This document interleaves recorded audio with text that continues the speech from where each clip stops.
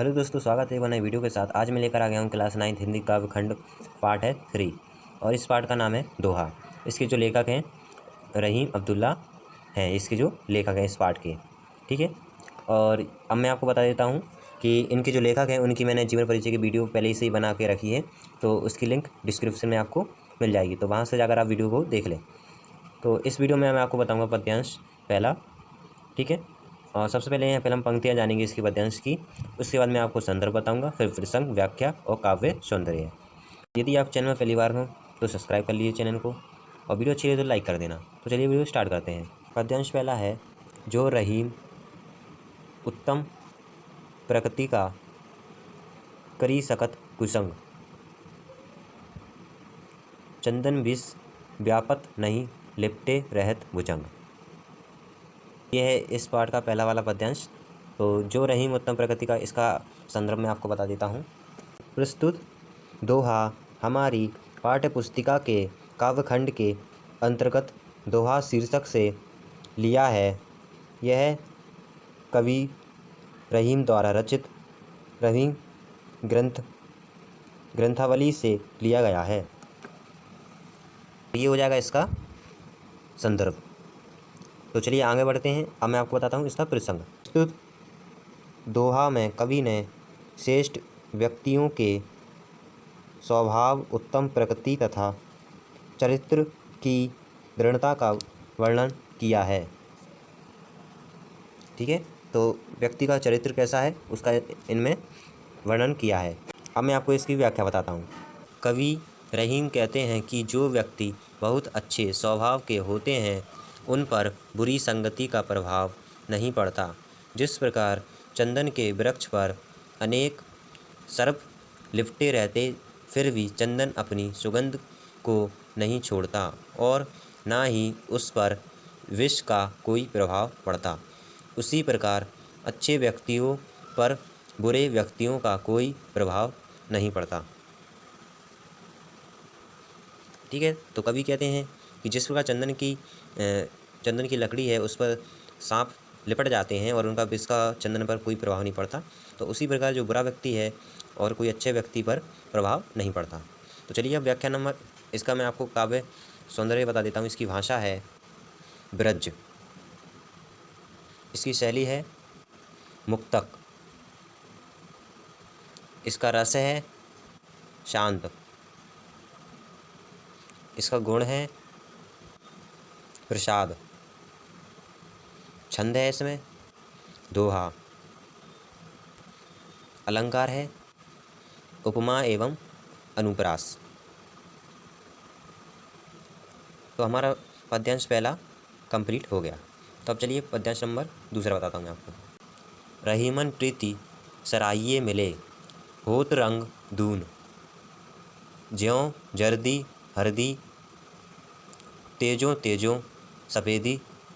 तो अब मैं इसकी आपको प्रसंग बता देता हूँ। यहाँ पर मैंने संदर्भ नहीं लिखा है क्योंकि इसका जो मैंने पहले वाला आपको संदर्भ लिखाया था तो वही हो जाएगा इसका संदर्भ। प्रस्तुत दोहा हमारी पाठ्य पुस्तिका के काव्यखंड के। ठीक है, तो ये हो जाएगा इसका संदर्भ, तो आप लोग लिख लेना। ठीक है, तो अब मैं आपको प्रसंग बता देता हूँ सीधा, क्योंकि संदर्भ इसका हर पद्यांश में सेम ही हो जाएगा जो मैंने आपको बताया है। तो इसका प्रसंग है, प्रस्तुत दोहा में कवि ने सच्चे प्रेम के प्रभाव का वर्णन किया है। ठीक है, जो कवि हैं वो सच्चे प्रेम का अभाव का वर्णन किया है। अब इसकी मैं आपको व्याख्या बता देता हूँ। कवि रहीम कहते हैं कि हमें सच्चे प्रेम की सराहना करनी चाहिए, क्योंकि सच्चे प्रेम के मिलने पर एक नए प्रेम की प्राप्ति होती है। जिस प्रकार हल्दी व सफ़ेद चूने को मिलाने पर नया रंग लाल बन जाता है, उसी प्रकार दो प्रेम करने वालों को मिलने पर एक नए प्रेम का जन्म होता है। यह है इसकी व्याख्या। इसका देखिए काव्य सौंदर्य वही हो जाएगा जो मैंने आपको पहले वाला लिखवाया। देखिए ये लिखा है ना काव्य सौंदर्य, तो दूसरे वाले में यही हो जाएगा काव्य सौंदर्य, सेम ही। ठीक है, तो अब मैं आपको पद्यांश तीसरा बताता हूँ इसको। टूटे सुजन मनाइए जो टूटे 100 बार, रहीमन फ्री फ्री होइए टूटे मुक्ता हार। यह है इसका पद्यांश तीसरा। तो काफ़ी अच्छी पंक्ति है ये। टूटे सुजन मनाइए जो टूटे 100 बार, रहीमन फ्री फ्री होइए टूटे मुक्ता हार। तो इसका देखिए मैं आपको बताता हूँ प्रसंग। प्रस्तुत दोहा में कवि ने बताया है कि श्रेष्ठ जनों को रूठ नहीं करना। तो इसकी व्याख्या बताता हूँ। कवि रहीम कहते हैं सज्जनों के महत्व को दर्शाया गया है। कवि रहीम कहते हैं कि यदि कोई सज्जन हमसे 100 बार भी रूठ जाए तो उसे 100 बार ही मना लेना चाहिए। जिस प्रकार मोतियों की माला टूट जाने पर उसे बार बार पोया जाता है, ठीक उसी प्रकार सज्जनों को भी बार बार मना लेना चाहिए, क्योंकि वे हमारे जीवन में मोतियों की बहुत ही मूल्यवान होते हैं। तो ये है इसका व्याख्या, ठीक है, पद्यांश तीसरे की। और इसका जो काव्य सौंदर्य है वो इसका पहली बार हो जाएगा। यहाँ पर देखिए 100 लिख कर आ गया है, तो आपको इसको संख्या उसको शब्द के रूप में लिख लीजिए, ठीक है। यहाँ पर 100 लिख कर आ गया ना। तो मैंने आपको पद्यांश तीसरा लिखवा दिया है। इसका काव्य सौंदर्य में थोड़ा सा एक चेंजिंग है कि इसमें जो मैंने अलंकार और भाषा ऐसा शैली वो वही हो जाएगा, बस केवल अलंकार दृष्टानंद अलंकार है तीसरे वाली पद्यांश में। अब पद्यांश 4 है। तो कि रहीमन आंसुए नैन डरी, ये गद्यांश 4 है। देखिए, रहीमन आंसुए नैन डरी जिये दुख प्रगट करेगी, जाही निकारो गए ते कश ना वेद कही देई। इसका प्रसंग है। प्रस्तुत दोहे में घर से निकलने हुए व्यक्ति के द्वारा घर के राज खोल देने की बात कही है। अब मैं आपको व्याख्या बता देता हूँ। रहीम दास जी कहते हैं कि जिस प्रकार आँखों से बाहर निकलकर आंसू हृदय के दुख को प्रकट कर देते हैं, उसी प्रकार यदि घर से किसी को निकाल देंगे तो वह घर के सारे भेद बाहर खोल देगा, अर्थात घर के राज बता देगा। यह है पद्यांश 4 का व्याख्या। अब मैं पद्यांश आपको 5 बताता हूँ। यह है पद्यांश 5। कहीं रहीम संपत्ति सागे बनत बहुत बहु रीत, विपत्ति कसौटी जे कसे ते ही साचे मीत। यह है पद्यांश 5। अब मैं इसको आपको प्रसंग बता देता हूँ। प्रस्तुत दोहे में सच्चे मित्र के लक्षण बताए गए हैं। यह है इसका प्रसंग। अब मैं आपको व्याख्या बता देता हूँ। रहीम दास जी कहते हैं कि घर की संपत्ति पास में होने पर तो सच्चे मित्र बन जाते हैं, परंतु जो विपत्ति के समय साथ दे, अर्थात विपत्ति की परीक्षा में जो परखा जाए वही सच्चा मित्र है। इसमें कहा गया कि जो मित्र वही है जो संपत्ति में ना होते हुए संपत्ति के बाद परखे जाए, यानी संपत्ति के बाद भी मित्र बना रहे। और जैसा मित्र पहला था हमारा, जाल परे जल जात वही तजी मिनन को मोह, रहीमन मछरी नीर को ताऊ ना छाड़त छो। यह है पद्यांश 6। इसका मैं प्रसंग बता देता हूँ। प्रस्तुत दोहे में मछली और पानी की तरह मित्रता करने को कहा गया है। कवि रहीम कहते हैं कि जब पानी में जल डाला जाता है तो पानी मछलियों को जाल में ही छोड़कर बाहर निकल आता है, लेकिन मछली पानी की तरह स्वार्थी नहीं होती। वह पानी से बिछड़कर पानी से बाहर आते ही अपने प्राण त्याग देती है, अर्थात मछली को छोड़कर पानी तो चला जाता है, परंतु पानी के बिना मछली जीवित नहीं रह पाती। वह पानी को याद में प्राण गंवा देती है, यानी वो पानी की याद में अपनी प्राण गंवा देती है मछली कि काश मुझे पानी मिल जाता। तो ये इसका व्याख्या। अब मैं पद्यांश 7 बता देता हूँ। 7 है, दीन सबन को लखत है, दिनहि लाखे ना कोय, जो रहीम दिनहि लाखे दिन बंधु सम होए। यह है पद्यांश 7।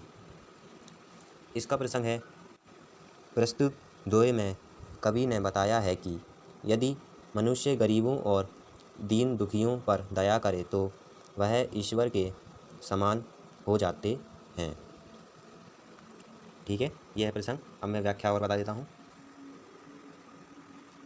एक चीज़ मैं आपको बताना भूल गया।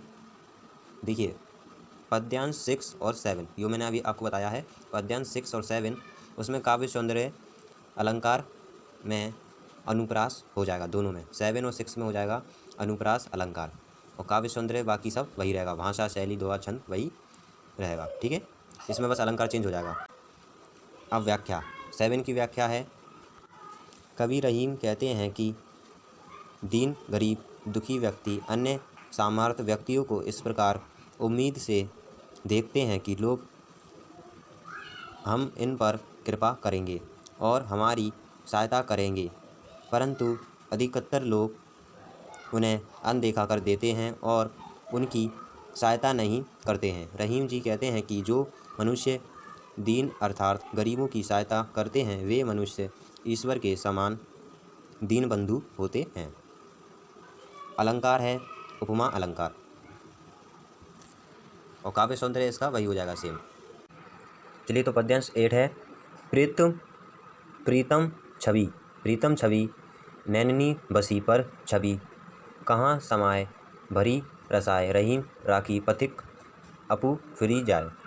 यह है पंक्ति 2 लाइन की है।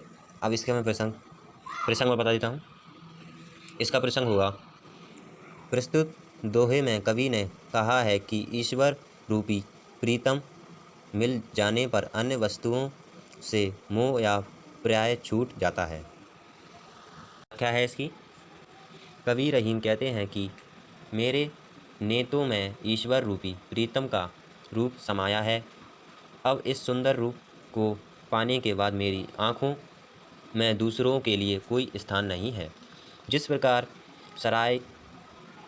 सराय माने होता है यात्रियों, तो लिख लीजिए आप लोग, यात्रियों के ठहरने का स्थान। सराय माने होता है यात्रियों के ठहरने का स्थान को यात्रियों से भरा देखकर उसमें अपने लिए स्थान न पाकर स्वयं ही सैगिर दूसरी सराय की ओर चल देता है। उसी प्रकार मेरे नेत्रों में खाली स्थान पाकर अन्य छवि वापस चली जाएगी। यह है इसका व्याख्या। एक बात और कहना चाहता हूँ, जैसे कि छोटे छोटे शब्द जो हैं या मात्रा थोड़ी बहुत मिस्टेक हो जाती हैं तो आप लोग उसे सही करके लिख लिया करें कॉपी में आपकी।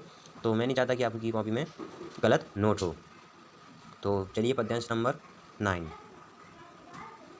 रहीमन धागा प्रेम का मत, तोरेऊ चटकाए टूटे से फिरी ना, जोरे जोरे गांठ परी जाए।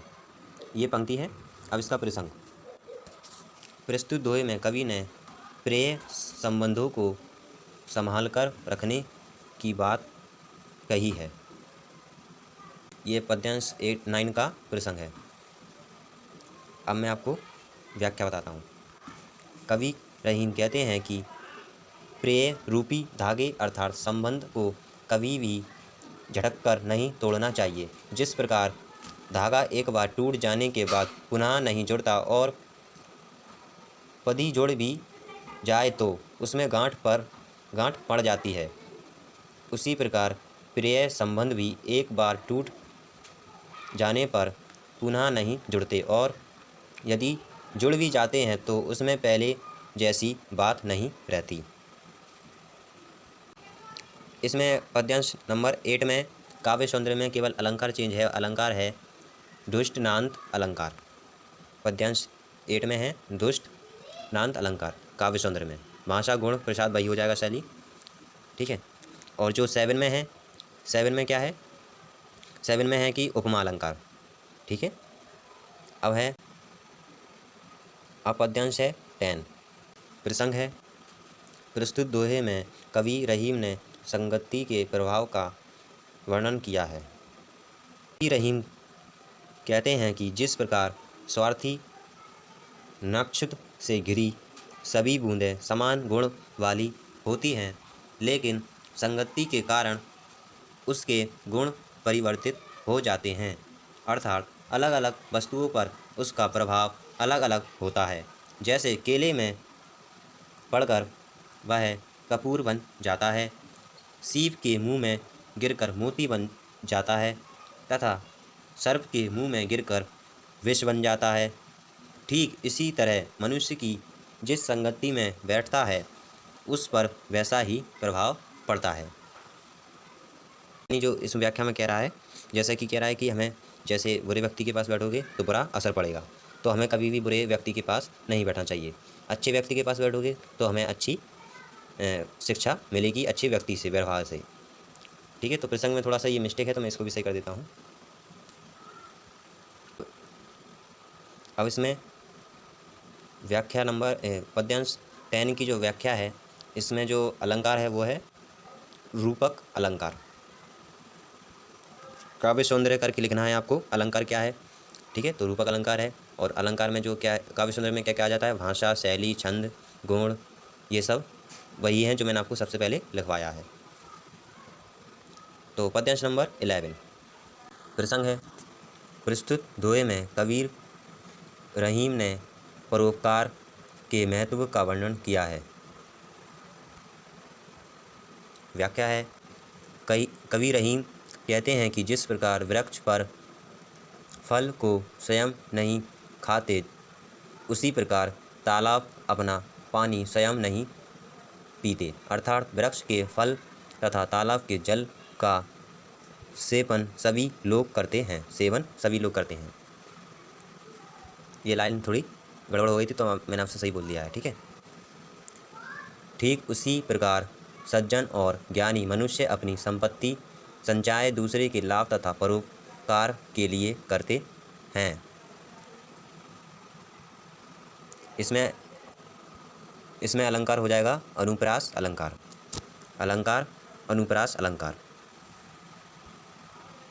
यह है काव्य सौंदर्य में। आपको इसी काव्य में नहीं, व्याख्या में इसी में नहीं जोड़ना है आपको अलंकार और अनुप्रास अलंकार।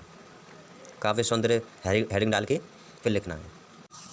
तो पद्यांश 12 है इसका, रहीमन देखी वड़ेन को लघु ना दीजिए, डारी जहाँ काम आवे सुई कहाँ करे तरवारी।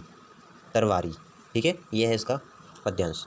अब इसका प्रसंग होगा, प्रस्तुत दोहे में कवि ने बताया है कि समय व आवश्यकता के अनुसार कोई भी वस्तु चाहे छोटी हो या बड़ी, उसका अपना महत्व होता है, अर्थात उसकी अपेक्षा नहीं करनी चाहिए। इसकी व्याख्या, कबीर रहीम कहते हैं कि बड़ों को देखकर कभी छोटों का निरादर नहीं करना चाहिए। जिस प्रकार सुई का काम तलवार से नहीं किया जा सकता, उसी प्रकार तलवार का काम सुई से नहीं किया जा सकता। अतः कवि के अनुसार छोटे और बड़े दोनों ही अपने अपने स्थान पर दोनों ही उपयोगी और महत्वपूर्ण होते हैं। ठीक है, तो यह है इसकी व्याख्या। इसमें जो अलंकार है काव्य सौंदर्य में जो है, ठीक है, तो काव्य सौंदर्य का वही हो जाएगा, केवल अलंकार चेंज है, अलंकार में बदलाव है, अलंकार है इसमें। ठीक है, तो ये हो जाएगा इसका अलंकार। एक ही लाइन में नहीं जोड़ना है आप लोगों को, अलग लिखना है काव्य सौंदर्य में। पद्यांश 13 है, यो रहीम सुख हुत हैं बढ़त देख निज गोत, ज्यों बड़री अखियाँ निरखी आँखिन को सुख होत। यह पद्यांश। प्रसंग है, प्रस्तुत दोहे में कबीर रहीम ने कहा है कि प्रत्येक व्यक्ति अपने परिवार और गोत्र की वृद्धि को देखकर प्रसन्न होता है। व्याख्या हो जाएगी इसकी, कवि कहते हैं कि जिस प्रकार बड़ी बड़ी आँखों को देखकर आँखें की सुख की प्राप्ति होती है, उसी प्रकार मनुष्य को अपने परिवार गोत्र की वृद्धि देखकर सुख की प्राप्ति होती है। अलंकार है इसमें रूपक अलंकार। ठीक है, अब मैं आपको आखिरी है इस पाठ का। ठीक है, आखिरी है पद्यांश 14। रहीमन ओछे नरन ते तेजो वेर अरु प्रीति काटे चाटे सवान के दुह वाति विपरीति। प्रसंग है इसका। प्रस्तुत दोहे में कवि ने नीच और तुच्छ व्यक्तियों के साथ प्रेम और शत्रुता दोनों को ही कष्टदायक बताया है। व्याख्या है इसकी। कवि रहीम कहते हैं कि नीच व्यक्तियों के साथ किए गए प्रेम और शत्रुता दोनों ही कष्टकारी होते हैं। जिस प्रकार कुत्ते के चाटने से प्रेम तो प्राप्त होता है, परंतु वह मनुष्य को अपवित्र कर देता है, तथा काटने से पीड़ा और कष्ट तथा विष फैलाता है। इसी प्रकार नीच एवं तुच्छ लोगों की संगति को भी त्याग देना चाहिए। अब मैं आपको काव्य सौंदर्य एक बार फिर से रिपीट करके बता देता हूँ। तो इस प्रकार से लिखा जाता है काव्य सौंदर्य। ठीक है, तो मैंने आपको फिर से एक बार रिपीट करके बता दिया है। तो इसमें भाषा हो जाएगी ब्रज, और इसमें शैली हो जाएगी मुक्तक, इसमें गुण हो जाएगा प्रसाद, रस हो जाएगा इसमें शांत, और अलंकार हो जाएगा उपमा अलंकार। तो मेरे दोस्तों, आप लोगों को वीडियो कैसी लगी? वीडियो अच्छी लगी हो तो लाइक कर देना, एंड चैनल में पहली बार तो सब्सक्राइब कर देना, और ऑलरेडी सब्सक्राइब करके रखा है तो थैंक्स फॉर वॉचिंग वीडियो। तो मिलते हैं नेक्स्ट वीडियो में, और आपके फ्रेंड के साथ यह वीडियो ज़रूर से शेयर कर देना। ठीक है, मिलते हैं नेक्स्ट किसी और सब्जेक्ट की वीडियो के साथ। तब तक के लिए गुड बाय।